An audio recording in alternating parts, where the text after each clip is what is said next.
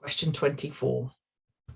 The diagram shows a square of area x square units inscribed inside a semicircle and a larger square of area y square units inscribed inside a circle. What is the ratio x to y? This made my brain ache. It actually isn't an unpleasant question, but it did make my brain stretch. So this small square in here has an area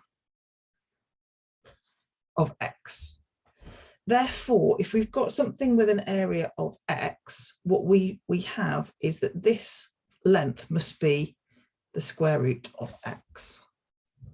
And this large one has an area of y. Therefore, the lengths of this must be the square root of y. So this whole length from here to here is square root of y. Now, if we look, and if you want to put that in here as well, actually, let's just take these off so it doesn't overcomplicate the drawing. Here is square root of x.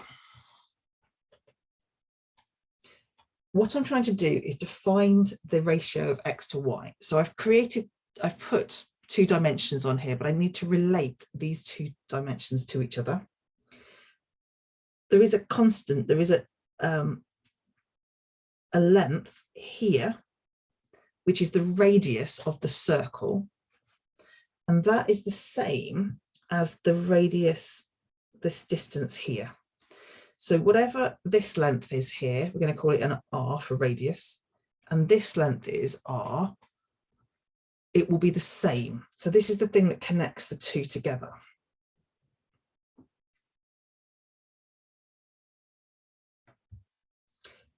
So this comes from the center point of this small square here. We know that that line here is our r. This is the square root of x. The height is the square root of x. And this is the midpoint. So this becomes square root of x and the half of that.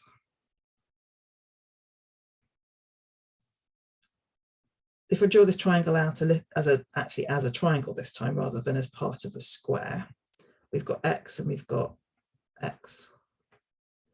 If we put that into the, if we find out what r is in terms of these, it's a right angled triangle, we can use Pythagoras. Square root of x all squared plus the square root of x over 2 all squared equals r squared. And similarly, in fact, I will simplify that. So x is x, it's just going to be x over 4 equals r squared.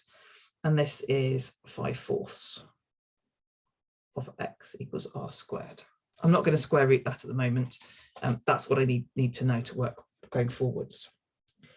So let's look at the bigger square in here and this r dimension. It goes from the midpoint and it goes all the way down here. So this one here, this height is square root of y over 2. And this length here is also the square root of y over 2. This is still an r in here. So again, let me draw out this triangle. This is our r, square root of y over 2, square root of y over 2. So I've put this into an equation, Pythagoras, square root of y over 2 squared plus the square root of y over 2 squared equals r squared. Oh, sorry. This is y over 4.